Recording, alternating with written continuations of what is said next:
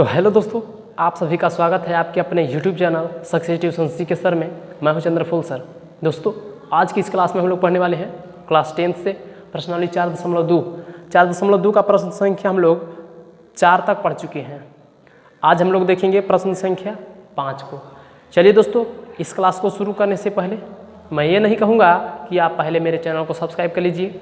मैं ये ज़रूर कहूँगा कि आप मेरे वीडियो को लास्ट तक देखें। यदि आपको पूरा समझ में आता है तभी मेरे चैनल को आप सब्सक्राइब कीजिए। बेल आइकन को भी दबा दीजिएगा जिससे कि मेरा हर वीडियो का नोटिफिकेशन आप तक सबसे पहले पहुँचे। हाँ, यह काम तभी कीजिएगा जब आप पूरा वीडियो देखने के बाद आपको लास्ट में अच्छा लगे, बढ़िया लगे, आपको लगे कि नहीं हमने कुछ पढ़ाई की है।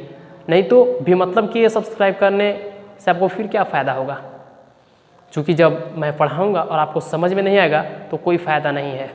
इसीलिए दोस्तों, आप वीडियो को अंत तक देखिए, पूरा देखिए, आपको पूरा समझ में आता है तभी आप लाइक, कमेंट, सब्सक्राइब भी करें। तो चलिए दोस्तों, इस क्लास को शुरू करते हैं। हमको आशा नहीं बल्कि पूरा विश्वास है कि आपको दिमाग में सीधे उतर जाएगा। चलिए दोस्तों, विश्वास नहीं, आप देख लीजिए। 5वां प्रश्न कहता है कि एक समकोण त्रिभुज की ऊंचाई इसके आधार से 7 सेंटीमीटर कम है। एक समकोण त्रिभुज की ऊंचाई इसके आधार से 7 सेंटीमीटर कम है। यदि कर्ण 13 सेंटीमीटर हो तो अन्य 2 भुजाएं ज्ञात करें। मतलब कि कर्ण दिया हुआ है, ऊंचाई और आधार ज्ञात करना है। तो चलिए दोस्तों, यहाँ कह रहा कि एक समकोण त्रिभुज है, एक समकोण त्रिभुज है। चलिए देखिए, पहले हम लोग समकोण त्रिभुज बना लेते हैं। इमेज इसमें आपको समझना है मेन रूप से। चलिए, ए बी सी, जिसका कोण बी जो है समकोण है 90 डिग्री है। अब यहाँ कहता है कि एक समकोण त्रिभुज की ऊंचाई इसके आधार से 7 सेंटीमीटर कम है। तो क्या हमें आधार पता है? नहीं पता है तो मानना पड़ेगा। माना कि समकोण त्रिभुज ए बी सी का आधार 1 सेंटीमीटर है। इसलिए देखिए, अब प्रश्न में क्या कह रहा है कि इसका जो ऊंचाई है आधार से 7 सेंटीमीटर कम है। मतलब आधार कितना है? x है। देखिए, आधार मैंने x मान लिया तो आधार से ऊंचाई 7 सेंटीमीटर कम है, यानी आधार x है और आधार से 7 सेंटीमीटर कम है तो 7 घटा लेंगे तो कम हो गया, यानी इतना सेंटीमीटर। अतः ए बी बराबर x minus 7 centimetre, B C बराबर 1 सेंटीमीटर। आगे कहता है यदि कर्ण 13 सेंटीमीटर का हो। कर्ण जो है दोस्तों सबसे लंबी भुजा 13 सेंटीमीटर दिया हुआ है। अब कहता है तो अन्य 2 भुजाएं ज्ञात करें। मतलब कि अन्य 2 भुजा कहने का मतलब कि आधार और ऊंचाई, चूँकि x और x माइनस 7 है, x का वैल्यू निकाल लेना है और रख देना है x के जगह पे, आपको आधार ऊंचाई दोनों मिल जाएगा। तो चलिए दोस्तों लिखेंगे, इसलिए ऊंचाई ए बी बराबर x माइनस 7 सेंटीमीटर। कर्ण तो दे भी किया है, ए सी बराबर 13 सेंटीमीटर दिया है। चूँकि पाइथागोरस प्रमेय से हम जानते हैं कि, दोस्तों आप लोग पढ़े होंगे पाइथागोरस प्रमेय। पाइथागोरस प्रमेय कहता है कि समकोण त्रिभुज में सबसे लंबी भुजा का स्क्वायर अन्य 2 छोटी भुजाओं के स्क्वायर के योग के बराबर होता है। या कह सकते हैं कि कर्ण के स्क्वायर बराबर लंब के स्क्वायर जो आधार के स्क्वायर। हम लोग उसी का प्रयोग करेंगे। तो पाइथागोरस प्रमेय, चूँकि यह समकोण त्रिभुज है तो देखिए कर्ण का स्क्वायर यानी कर्ण का स्क्वायर बराबर आधार का स्क्वायर जोड़ ऊंचाई का स्क्वायर। लिखेंगे आधार का स्क्वायर और जोड़ ऊंचाई का स्क्वायर। आधार ऊंचाई कहने का मतलब वही हुआ कि कर्ण का स्क्वायर बराबर लंब का स्क्वायर जोड़ आधार का स्क्वायर। तो चलिए दोस्तों, कर्ण AC है तो चलिए पहले मान रख लेते हैं। आधार BC है तो BC का स्क्वायर जोड़ ऊंचाई AB है तो AB का मान रख दिए।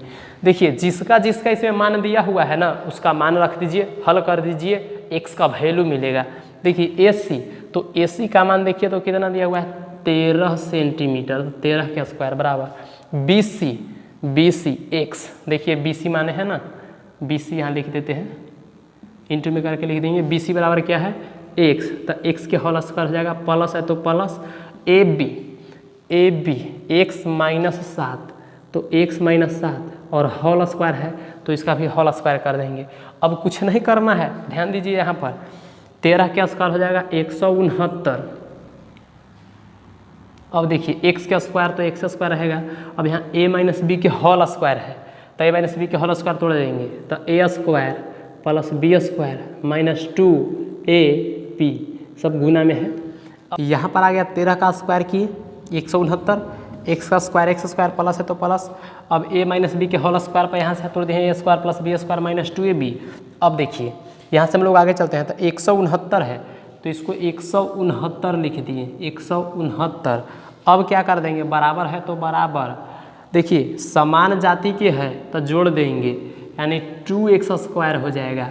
अब देखिए 7 का स्क्वायर प्लस 49 हो जाएगा, देखिए माइनस 7 दूनी 14x, तब माइनस 14x कर दिए। अब देखिए तो सबको एक तरफ लेके चल जाते हैं और एक तरफ क्या करते हैं, जीरो केवल रखते हैं, बाकी सबको एक तरफ कर देते हैं।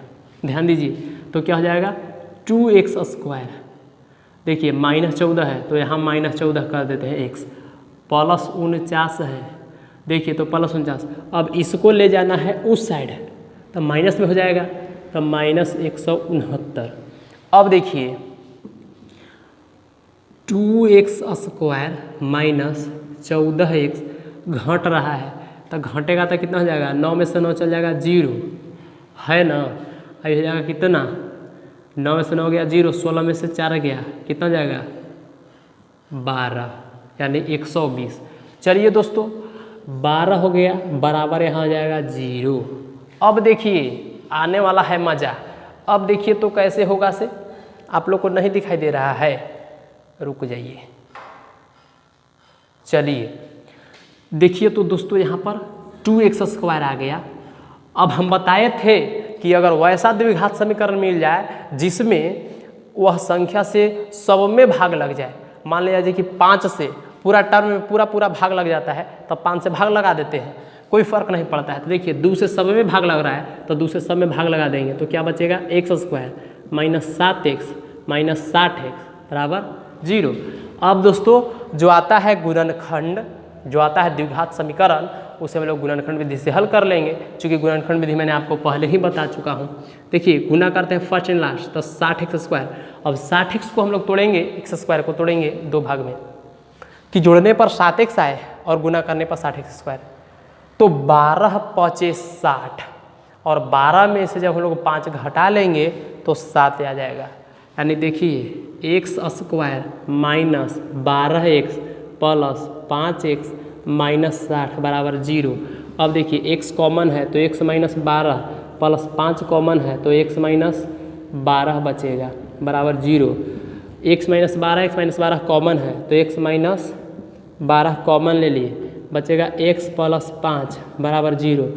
तो एगो होगा, ध्यान दीजिए x माइनस 12 बराबर 0 और x प्लस 5 बराबर 0, तो x का मान दोस्तों 2 का निकलेगा। ध्यान दीजिए x का मान आएगा 12 सेंटीमीटर और एक आएगा x का मान माइनस 5 सेंटीमीटर। तो क्या आपको पता है कि कभी भी लंबाई माइनस में नहीं होता है, लंबाई जो होता है कभी भी माइनस में नहीं होता है। हम कह सकते हैं कि आप 2 फीट माइनस 2 फीट मतलब कि छोटा है?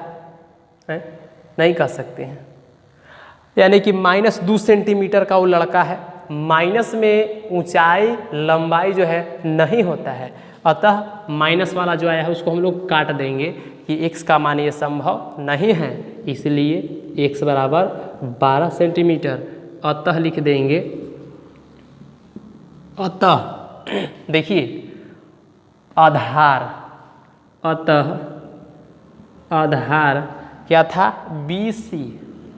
BC बराबर x का मान कितना आ गया है 12 सेंटीमीटर। यह आंसर हो गया पहले का क्या कह रहा था, भुजा, और दूसरा भुजा यानी कि x - 7, और ऊंचाई दोस्तों, तो ऊंचाई क्या था, AB, तो AB बराबर देखिए x - 7, तो x का माना है 12, तब 12 - 7 यानी 5 सेंटीमीटर, यही आंसर हो गया, यानी कि 12 और 5 आंसर हो गया। चलिए दोस्तों, मैं उम्मीद करता हूँ कि आपको समझ में आया होगा। बढ़ते हैं अगले प्रश्न की ओर, देखते हैं कि अगला प्रश्न क्या कह रहा है, आप इसे नोट कर लीजिए। तो चलिए दोस्तों, छठा प्रश्न देखते हैं। मैं आपको एक गाना सुना दूं, चलिए गाना सुन लीजिए। नफरत की दुनिया को छोड़ के नाता जा प्यारे, अमर रहे तेरा प्यार, इस धूल की नगरी को छोड़ के नाता जा प्यारे, अमर रहे तेरा प्यार। चलिए दोस्तों, इसी तरह से मैं और भी छोटा छोटा गाना लेकर आता रहूँगा। चलिए पहले अब पढ़ाई को हम लोग उस पर ज़्यादा ध्यान देंगे। देखिए छठा प्रश्न जो है कहता है, एक कुटीर उद्योग एक दिन में कुछ बर्तनों का निर्माण करता है। एक विशेष दिन यह देखा गया कि प्रत्येक नग की निर्माण लागत रुपयों में उस दिन के निर्माण किए गए बर्तनों की संख्या के दुगने से 3 अधिक थी। यदि उस दिन की कुल निर्माण लागत 90 रुपया थी तो निर्मित बर्तनों की संख्या और प्रत्येक नग की लागत ज्ञात कीजिए। बहुत आसान है, बहुत ईजी है, सबसे सरल है। आपको लग रहा है कितना बड़ा प्रश्न है, कैसे बनेगा? चलिए देखिए, देखते हैं आपको बन जाएगा। देखिए क्या कहता है, एक कुटीर उद्योग एक दिन में कुछ बर्तनों का निर्माण करता है। कुछ बर्तनों का निर्माण करता है, लेकिन हमको पता नहीं है कि कितना बर्तनों का निर्माण करता है। एक विशेष दिन यह देखा गया कि प्रत्येक नग की निर्माण, तो चलिए हम लोग पहले मान लेते हैं। देखिए निर्मित बर्तनों की संख्या ज्ञात करना है, तो मान लेंगे, माना कि निर्मित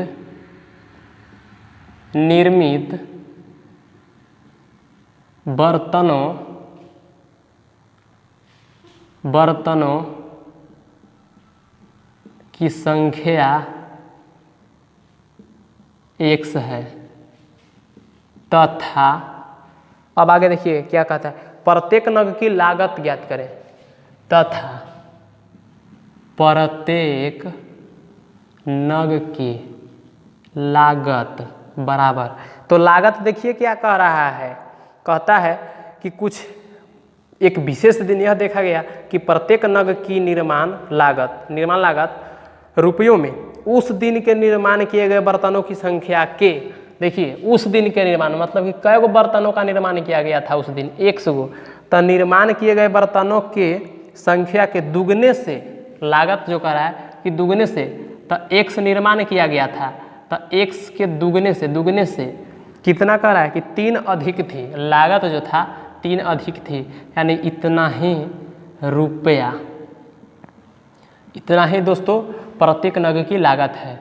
हमें x का वैल्यू निकाल लेना है, रख देना है x का मान, तो बर्तनों की संख्या निकल जाएगा, लागत निकल जाएगा। देखिए क्या फिर आगे कहता है से, उस दिन अधिक थी, उस दिन यदि उस दिन की कुल लागत 90 रुपया थी, यानी देखिए बर्तनों का कुल निर्माण हुआ 100 गो और उसका लागत प्रत्येक का हुआ 2x + 3। अगर 2 बर्तन जो है बना है और प्रत्येक का दाम 2 रुपया है या 5 रुपया है, तो कहेगा कि कुल लागत कै रुपया था, तो दोनों के गुना कर देंगे तो कुल रुपया, तो 5 दूनी 10 रुपया। तो यही करा कि कुल लागत कै रुपया है, 90 रुपया, यानी कि दोनों के गुना करने के बाद कै रुपया मिल रहा है, 90 रुपया। तो चलिए दोस्तों प्रश्न से क्या हो जाएगा, x × 2x + 3 बराबर 90 रुपया। चलिए रुपया नहीं भी लिखेंगे कोई दिक्कत नहीं है, गुना कर देंगे तो 2x² + 3x बराबर 90 बराबर अब देखिए 90 को इसे लाएंगे तो क्या हो जाएगा, 2x² + 3x - 90 बराबर 0। तो क्या हो जाएगा, देखिए अब इसमें इससे हम लोग गुना करते हैं, किसी भी संख्या से पूरा में भाग नहीं लग रहा है, तो नहीं लग रहा है तो हम लोग फर्स्ट एंड लास्ट में गुना करेंगे। तो 180 हो जाएगा। और 180 को हम लोग 2 भाग में तोड़ेंगे कि जोड़ने पर 3x और गुना करने पर 90x² आना चाहिए, वो भी माइनस में। तो चलिए दोस्तों, हम लोग इसको 2 भाग में अगर तोड़ते हैं तो देखिए तो क्या हो जाएगा से 12 और 15 में तोड़ दीजिए आप, 12 और 15 में, तब 12 15 में गुना कर दीजिए, तब 15 में से 12 घटाइएगा तो 3 आ जाएगा, जो कि हमें 3 लाना है, और गुना कीजिएगा तो आपको 180 मिल जाएगा। तो चलिए, यानी 15 12 में टूटेगा तो 2x² plus 15x minus 12x minus 90 बराबर 0। अब देखिए कॉमन है x, तो 2x प्लस 15 बचेगा माइनस, यहाँ देखिए क्या कॉमन है, 3 कॉमन है, 3 नहीं, यहाँ कॉमन है 6 कॉमन है, तो 6 ले लीजिएगा तो यहाँ बचेगा 2x, और यहाँ बचेगा कितना माइनस 15 बराबर, सॉरी प्लस ना बचेगा बराबर 0। चूँकि देखिए -6 तो हम कॉमन ले लिए हैं, तो 6 दूनी 12 माइनस x, और यहाँ माइनस माइनस गुना होगा तब 15 6 90। अब देखिए 2x plus 15, 2x plus 15 common ले लेते हैं, तो 2x प्लस 15 को हम लोग बाहर निकाल लिए, तो इसको भी बचेगा x, इसको बचेगा -6 बराबर 0। अब देखिए एक बार 2x प्लस 15 बराबर 0 और एक बार x माइनस 6 बराबर 0 कर देते हैं, तो यहाँ से x का वैल्यू मिलेगा 15/2, वो भी माइनस में मिलेगा, और यहाँ मिलेगा x बराबर 6। तो दोस्तों आपको पता होना चाहिए कि क्या बर्तनों की संख्या कभी माइनस में हो सकता है या बटा में भी हो सकता है। अच्छा बताइए, माइनस में कह सकते हैं हम लोग कि -2 बर्तन के निर्माण किए हैं, इसे कैसे हो सकता है भाई, गड़बड़ है कुछ, यानी इसको काट देंगे माइनस वाला का, इसीलिए लिख देंगे कि x बराबर 6, यानी आप यहाँ पे नहीं दिखाई दे रहा है, देखिए इसलिए यहाँ लिखेंगे x बराबर 6, इसलिए निर्मित बर्तनों की संख्या, निर्मित बर्तनों दोस्तों हिंदी थोड़ा कमजोर है, बर्तनों की संख्या बराबर, देखिए तो क्या हो जाएगा से 6, चूँकि x था, x बराबर 6, तथा प्रत्येक नग की लागत, देखिए तो लागत क्या हो जाएगा से, तो लागत क्या था प्रत्येक नग 2x प्लस 3, तो 2x प्लस 3 मान रख दीजिए ना, 2 और गुने x का मान 6 और जोड़ 3, तो 6 दूनी 12 जोड़ 3 बराबर 15 रुपया।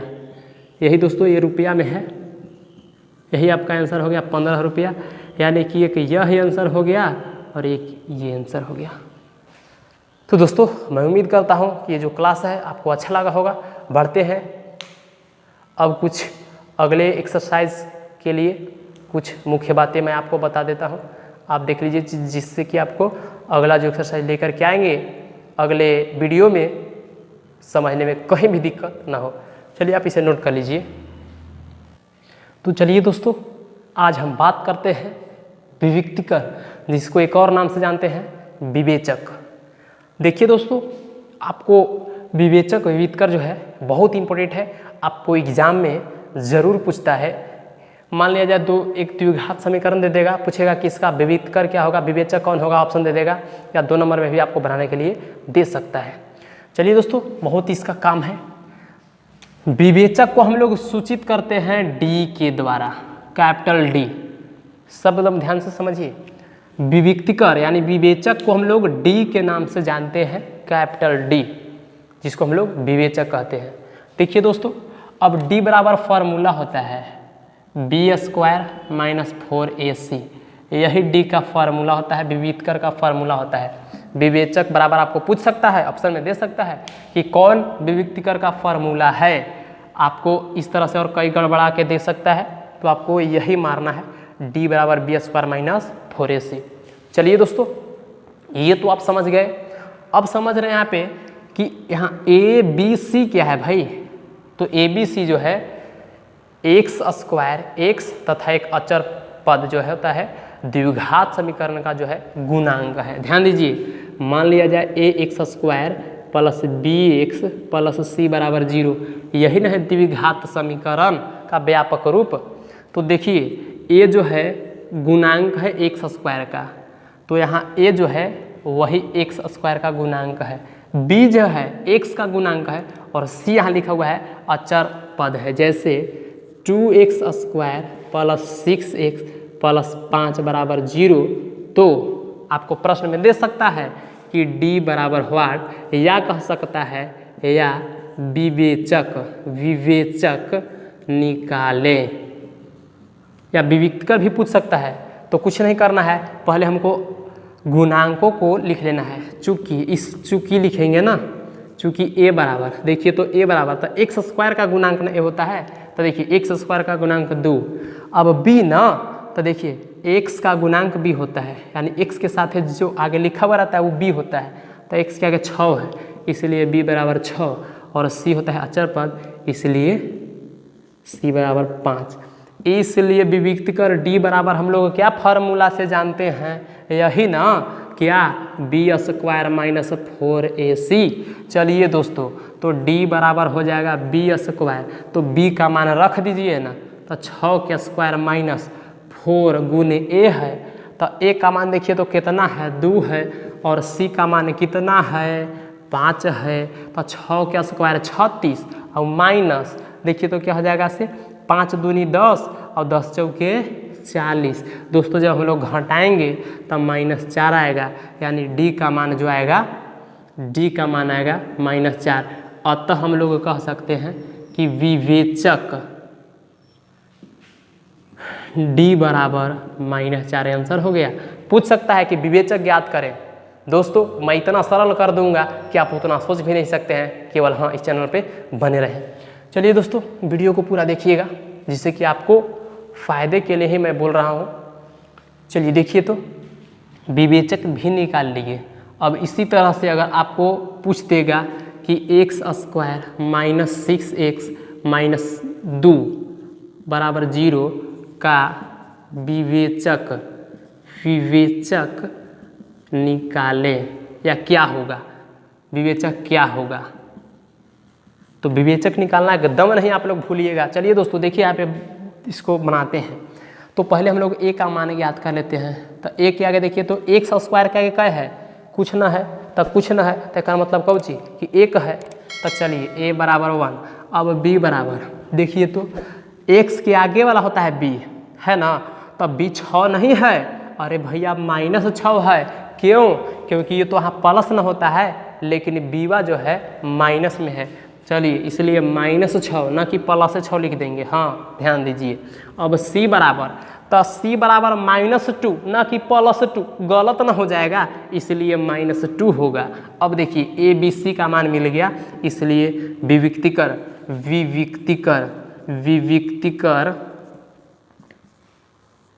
d बराबर हम लोग क्या लिख सकते हैं, b स्क्वायर माइनस 4ac। चलिए तो b का मान देखिए -6 है, तो -6 का स्क्वायर -4 गुने a का मान 1 है, गुने c का मान -2 है, तो -2 लिख दिया। 6 का स्क्वायर करेंगे तो 36 हो जाएगा। देखिए माइनस यहाँ भी है, यहाँ माइनस, तो माइनस गुना होगा तो प्लस हो जाएगा, और 4 दूनी 8 हो जाएगा, जोड़ दीजिए तो 8 6 14, 3 और 1 4, यानी 44। अतः d का मान जो आ गया 44, विवेचक जो है 44 आ गया। तो चलिए दोस्तों, आज के लिए बस इतना ही, और फिर मिलते हैं अगले वीडियो में, जो कि आपको लेकर के आएंगे बहुत ही सुपर डुपर क्लास रहेगा आपको प्रश्नावली 4.3 का। तो चलिए दोस्तों, आज के लिए बस इतना ही। जय हिंद, वंदे मातरम।